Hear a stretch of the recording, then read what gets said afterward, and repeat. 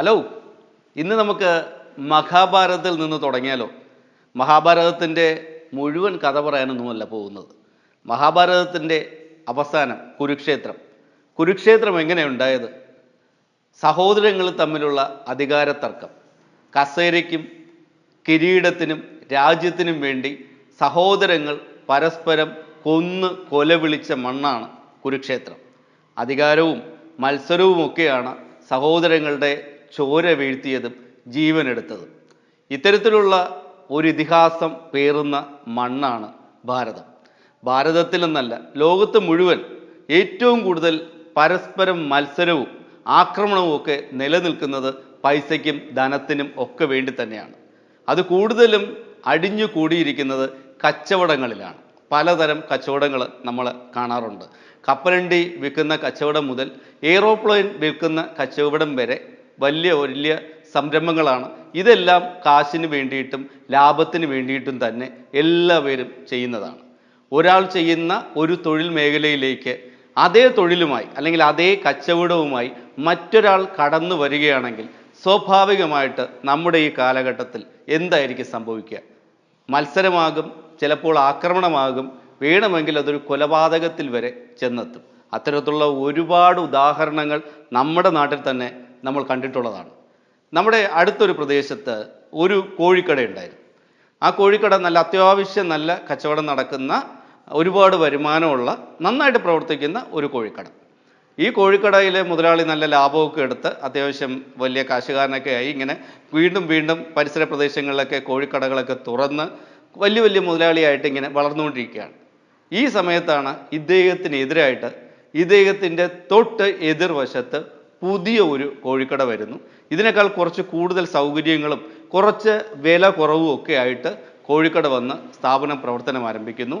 ഈ രണ്ടു പേരും തമ്മിൽ ദിവസങ്ങൾക്കുള്ളിൽ വലിയ ശത്രുതയുണ്ടാകുന്നു.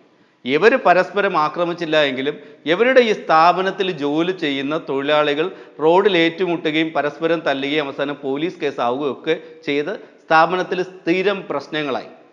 ഒരു ദിവസം പെട്ടെന്ന് ഇതിൽ ഒരു സ്ഥാപനത്തിൽ പോലീസ് വരികയും ആ സ്ഥാപനത്തിലുള്ള മുഴുവൻ തൊഴിലാളികളെയും പിടിച്ചുകൊണ്ട് പോവുകയും പഞ്ചായത്ത് വന്ന് ഈ സ്ഥാപനം പൂട്ടി സീൽ വെക്കുകയും ചെയ്തു.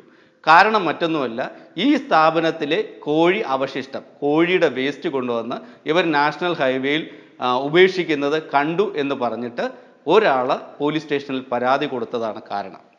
അപ്പോൾ അവർ അവിടെ അവസാനം നഷ്ടപരിഹാരമൊക്കെ കൊടുക്കുകയോ ഈ വേസ്റ്റുകൾ അവരവിടെ നിന്ന് ഹൈവേയിൽ നിന്ന് മുഴുവൻ വേസ്റ്റുകൾ കിലോമീറ്ററുകൾ ദൂരത്തിലുള്ള മറ്റാൾക്കാർ ഇട്ട വേസ്റ്റുകൾ പോലും ഇവരവിടെ നിന്ന് നീക്കം ചെയ്ത് മറ്റൊരു സ്ഥലത്ത് കൊണ്ടുപോയി നശിപ്പിച്ച് കുഴിച്ചിടുകയൊക്കെ ചെയ്തതിന് ശേഷമാണ് ഇവർക്ക് കട തുറക്കാനുള്ള അനുവാദം കിട്ടിയത്.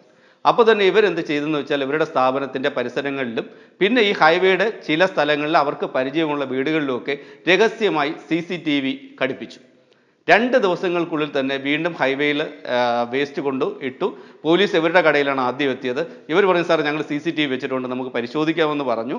ഇവർ പോലീസിനെയും കൂട്ടിപ്പോയി ഹൈവേയുടെ അടുത്ത വീടുകളിൽ ഉള്ള ഇവരുടെ താല്പര്യപ്രകാരം വെച്ച CCTV പരിശോധിച്ചപ്പോൾ ഇവരുടെ എതിരായിട്ടുള്ള കടക്കാരൻ്റെ തൊഴിലാളികൾ ഈ സ്ഥലങ്ങളിൽ വേസ്റ്റ് കൊണ്ടിട്ട കാഴ്ചയാണ് കണ്ടത്. പോലീസ് ഇമ്മീഡിയറ്റ് ആയിട്ട് എതിർ കോഴിക്കടയിലെ ആൾക്കാരെ അറസ്റ്റ് ചെയ്യുകയും ഒരു കട അടപ്പിക്കുകയും ഒക്കെ ചെയ്തു. വലിയ പ്രശ്നമായി. ഇപ്പോൾ 2 കോഴിക്കടകളും പ്രവർത്തിക്കുന്നുണ്ട്, ഇപ്പോൾ വലിയ പ്രശ്നമില്ല. എന്നാലും കലഹവും പ്രശ്നങ്ങളും ഒക്കെ ഉണ്ട്. അപ്പോൾ ഞാൻ ഈ ഉദാഹരണം പറയാൻ കാരണം, ഒരു കോഴിക്കച്ചവടത്തിൽ കോഴിക്കടയിൽ പോലും എതിരാളികൾ തമ്മിൽ, ഒരേ കച്ചവടം നടത്തുന്ന 2 പേർ തമ്മിൽ ഇത്രയും വലിയ കലഹവും മത്സരവും ഒക്കെ നിലനിൽക്കുകയാണെങ്കിൽ വലിയ വലിയ കച്ചവടങ്ങൾ നടത്തുന്നവർക്കിടയിലെ കാര്യം പറയേണ്ട കാര്യമില്ലല്ലോ. എന്നാൽ ഞാൻ ഇന്ന് പറയാൻ പോകുന്നത് അതല്ല, വളരെ വ്യത്യസ്തമായ ഒരു കല്യാണ കാര്യമാണ്. ഇന്ത്യയിലെ 2 വമ്പൻ വ്യവസായികൾ ഒന്നിച്ച് ഒരു കല്യാണം നടത്തിയ കഥ. 26/11 എന്ന് പറഞ്ഞാൽ നമ്മുടെ എല്ലാവരുടെയും മനസ്സിൽ, നമ്മുടെ എല്ലാവരുടെയും തലച്ചോറിൽ, നമ്മുടെ എല്ലാവരുടെയും ഹൃദയത്തിൽ നൊമ്പരപ്പെടുത്തുന്ന ഒരു ദിവസമാണ്. വിദേശികളായിട്ടുള്ള നമ്മുടെ അയൽ രാജ്യത്തെ, ശത്രു രാജ്യത്തെ പാകിസ്ഥാനിൽ നിന്നുള്ള തീവ്രവാദികൾ നമ്മുടെ രാജ്യത്തിനുള്ളിലേക്ക് കടന്നു കയറി താജ് ഹോട്ടലിലും ഒബ്രോയ് ഹോട്ടലിലും ഒക്കെ ആക്രമണം നടത്തുകയും ബോംബെയുടെ പല ഭാഗങ്ങളിലും ആക്രമണം നടത്തി ഒരുപാട് പേരെ കൊന്നൊടുക്കിയ ദിവസം. ഒരു ഇന്ത്യക്കാരനും മറക്കുന്ന ഒരു ദിവസമല്ലാതെ. നമ്മൾ പറയാൻ പോകുന്ന ആ ദിവസത്തിനെ കുറിച്ചല്ല, ആ ദിവസത്തിന് ശേഷം നടന്ന മറ്റൊരു കാര്യത്തെക്കുറിച്ചാണ്. ഈ ആക്രമണം നടന്നപ്പോൾ താജ് ഹോട്ടലിനും ഒബ്രോയ് ഹോട്ടലിനുമൊക്കെ ഒരുപാട് കേടുപാടുകൾ സംഭവിച്ചു. താജ് ഹോട്ടലിൽ ഏകദേശം 30-ന് മുകളിൽ ആൾക്കാർ മരിക്കുകയുണ്ടായി. ഒബ്രോയ് ഹോട്ടലിലുമൊക്കെ സമാനമായിട്ട് ഒരുപാട് ദുരന്തങ്ങളൊക്കെ സംഭവിച്ചു. എന്നാൽ ഏറ്റവും കൂടുതൽ കേടുപാടുകൾ ഉണ്ടായത് താജ്മഹൽ പാലസ് ഹോട്ടലിനാണ്, ടാറ്റയുടെ ഹോട്ടലാണ്. അവരുടെ ഈ ഹോട്ടലിൻ്റെ മെയിൻ്റനൻസ് വർക്കുകൾ ആരംഭിക്കുകയും മെയിൻ്റനൻസ് വർക്കുകൾ നടക്കുന്നതിൻ്റെ കൂട്ടത്തിൽ തന്നെ ഹോട്ടലിൻ്റെ ഓരോ ഭാഗങ്ങളായി പ്രവർത്തനം തുടങ്ങുകയും ചെയ്തു. ഈ ഹോട്ടലിലെ മാസങ്ങൾക്ക് മുമ്പ് തന്നെ അവർ കൺഫേം ചെയ്ത ഒരുപാട് ബുക്കിങ്ങുകളുണ്ട്, റൂമുകളുടെ റിസർവേഷനുണ്ട്, പല കാര്യങ്ങളുമുണ്ട്. പ്രവർത്തിപ്പിക്കാൻ കഴിയാത്ത ഭാഗങ്ങളിൽ ഇവർ സർവീസ് നിർത്തിവെക്കുകയും പ്രവർത്തനം തുടങ്ങിയ ഭാഗത്ത് അവർ സർവീസ് കൊടുക്കുകയും ചെയ്തു. ആ സമയത്ത് 6 മാസങ്ങൾക്ക് ശേഷം ഈ മെയിൻ്റനൻസ് വർക്ക് നടക്കുന്ന കൂട്ടത്തിൽ ടാറ്റയുടെ ഹോട്ടലിൽ വെച്ചിട്ട് വലിയൊരു കല്യാണം റിസപ്ഷൻ ബുക്ക് ചെയ്യപ്പെട്ടിരുന്നു. ബോംബെയിലെ ഒരു വലിയ വ്യവസായിയുടെ ഒരേ ഒരു മകളുടെ കല്യാണമാണ്. മാസങ്ങൾക്ക് മുമ്പ് ബുക്ക് ചെയ്ത് അഡ്വാൻസ് ഒക്കെ കൊടുത്ത് ഉറപ്പിച്ച അതാണ്. അപ്പോൾ ഇനി ഒരിക്കലും അത് മാറ്റാൻ പറ്റില്ല. ആ ദിവസം രാവിലെ തന്നെ ടാറ്റയുടെ ഹോട്ടലിൽ, താജ് ഹോട്ടലിൽ അതിനുള്ള ഒരുക്കങ്ങളെല്ലാം ആരംഭിച്ചു. ഭക്ഷണമെല്ലാം പാകം ചെയ്ത് എല്ലാം റെഡിയാവുന്ന സമയത്താണ് മെയിൻ്റനൻസ് വർക്കിങ്ങിന് ഇടയിൽ സംഭവിച്ച ഒരു ഷോർട്ട് സർക്യൂട്ടോടുകൂടി ഇവർ ഉദ്ദേശിച്ച ഹാള് ഒന്നും ഉപയോഗിക്കാൻ പറ്റാത്ത തരത്തിലേക്ക് മാറി. ഫുഡ് മുഴുവൻ റെഡിയായിട്ടുണ്ട്, വൈകുന്നേരം ഗസ്റ്റുകൾ വരും, പരിപാടി നടന്നേ പറ്റൂ. അവിടുത്തെ ഒരു വലിയ വ്യവസായിയുടെ ഒരേ ഒരു മകളുടെ കല്യാണ റിസപ്ഷനാണ്, ഒരുപാട് VIP വരേണ്ട ഫംഗ്ഷനാണ്. ഈ ടാറ്റയുടെ ഭാഗത്തു നിന്നുള്ളൊരു മിസ്റ്റേക്ക് കൊണ്ട് ഈ പരിപാടി നടക്കാതിരിക്കാൻ പറ്റില്ല. താജ് ഹോട്ടലിന് ഇത് ഒഴിവാക്കാൻ പറ്റാത്ത വലിയൊരു ബാധ്യതയാണ്. അവസാനം വേറെ നിർവാഹമില്ലാതെ ഇവർ പല വഴികളും അന്വേഷിച്ചു. ടാറ്റയ്ക്ക് തന്നെ ബോംബെയിൽ മറ്റൊരു ഹോട്ടലുണ്ട്, പക്ഷേ ആ ഹോട്ടലിൽ 400 പേരെ ഉൾക്കൊള്ളിക്കാൻ പറ്റുന്ന ഹോളോ ഫെസിലിറ്റിയോ ഇല്ല. അത് കാരണം അവിടേക്ക് ഈ ഫംഗ്ഷൻ മാറ്റാനും കഴിയില്ല. പിന്നെ ഉള്ളൊരു ഓപ്ഷൻ എന്ന് പറയുന്നത് ടാറ്റയിൽ നിന്ന് 2 കിലോമീറ്റർ ദൂരത്തിലുള്ള ഒബ്രോയ് ട്രൈഡൻറ്റ് എന്നുള്ള ഹോട്ടലാണ്.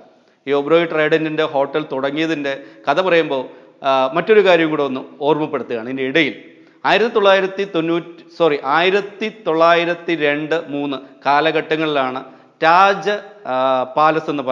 താജ്മഹൽ പാലസ് എന്ന് പറയുന്ന ഹോട്ടൽ ബോംബെയിൽ ടാറ്റ സ്ഥാപിച്ചത്.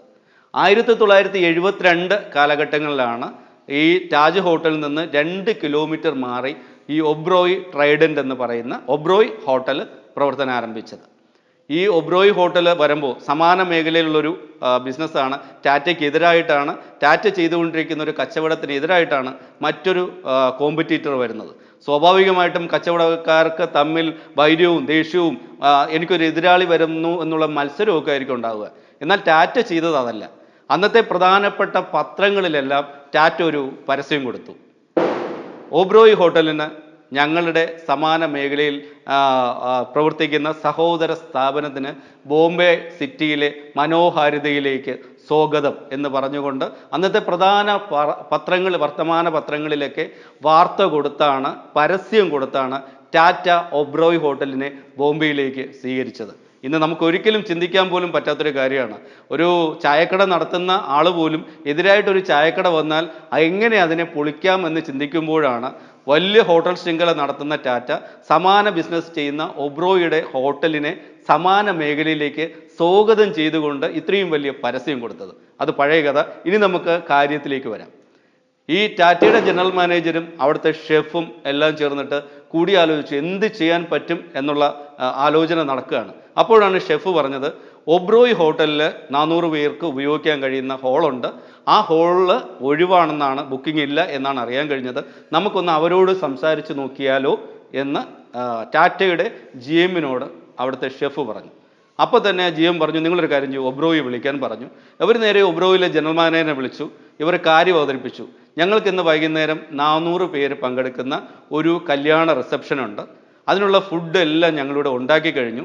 ഷോർട്ട് സർക്യൂട്ട് കാരണം ഞങ്ങളുടെ ഹോട്ടലിൻ്റെ പ്രവർത്തനം നിലച്ചിരിക്കുകയാണ്. ഈ ഫംഗ്ഷൻ നടത്താൻ ഞങ്ങൾക്ക് നിർവാഹമില്ല. നിങ്ങളുടെ ഹോട്ടലിൽ 400 പേർക്ക് ഉപയോഗിക്കാൻ കഴിയുന്ന ഒരു ഫെസിലിറ്റി ഹോള് ഒഴിവുണ്ടെന്നറിഞ്ഞു. ഞങ്ങൾക്ക് വേണ്ടി നിങ്ങൾക്ക് ഈ ഫംഗ്ഷൻ ഏറ്റെടുത്ത് നടത്താൻ കഴിയുമോ എന്ന് ചോദിച്ചു. സ്വാഭാവികമായിട്ട് കച്ചവട തന്ത്രങ്ങൾ അല്ലെങ്കിൽ കോർപ്പറേറ്റ് കച്ചവടത്തിനകത്ത് നോ എന്നുള്ളൊരു മറുപടി ആയിരിക്കും മിക്കവാറും ഉണ്ടാവുക.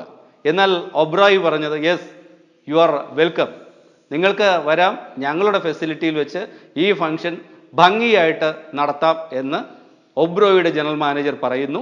അന്ന് വൈകുന്നേരം ടാറ്റ ഉണ്ടാക്കിയ താജ് ഹോട്ടലിലെ ഫുഡ് ഒബ്രോയ് ഹാളിൽ കൊണ്ടുപോയി ഒബ്രോയിലെ തൊഴിലാളികൾ അവിടെ എല്ലാ ഭംഗിയായ അറേഞ്ച്മെൻറ്റ് നടത്തി താജിലെ ഫുഡ് വിളമ്പി ഒബ്രോയിലെ സൗകര്യങ്ങൾ അവിടുത്തെ മനോഹരമായ ഫങ്ഷനുകളോടുകൂടി ആ കല്യാണത്തിൻ്റെ റിസപ്ഷൻ മനോഹരമായി നടന്നു. അതിഥികളും നടത്തിപ്പുകാരുമൊക്കെ വളരെ സന്തോഷത്തോടുകൂടി പിരിഞ്ഞു പോവുകയും ചെയ്തു. കച്ചവടം എന്ന് പറയുന്നത് മത്സരം മാത്രമല്ല, മനോഹരമായ കടപ്പാടുകളുടെ ലയനം കൂടിയാണെന്ന് താജും ഒബ്രോയും തെളിയിച്ചു തന്നതാണ്. നമ്മുടെ നാട്ടിലെ പല കച്ചവടക്കാരും ഇതൊക്കെ കണ്ടു പഠിക്കേണ്ടിയിരിക്കുന്നു. ആ കച്ചവടക്കാരിൽ മുറുക്കാൻകട നടത്തുന്നവൻ തൊട്ട് വലിയ കച്ചവടങ്ങൾ നടത്തുന്നവരുണ്ട്. മത്സരങ്ങൾ പലതും നമ്മൾ കാണുന്നുണ്ട്. മത്സരങ്ങളുടെ പേരിൽ നടക്കുന്ന കോലാഹലങ്ങളും നമ്മൾ കാണുന്നുണ്ട്. സഹകരിച്ചു പോയാൽ, സഹവർത്തിത്വത്തോടുകൂടി പോയാൽ എല്ലാവർക്കും ജീവിക്കാനും കച്ചവടം ചെയ്യാനും എല്ലാത്തിനുള്ള അവസരം നമ്മുടെ നാട്ടിലുണ്ട്. മത്സരിക്കേണ്ട എന്നല്ല, ആരോഗ്യപരമായിട്ട് മാത്രം മത്സരിക്കുക. ഒരു മത്സരവും മറ്റുള്ളവരുടെ ദോഷത്തിന് ആകാതിരിക്കട്ടെ.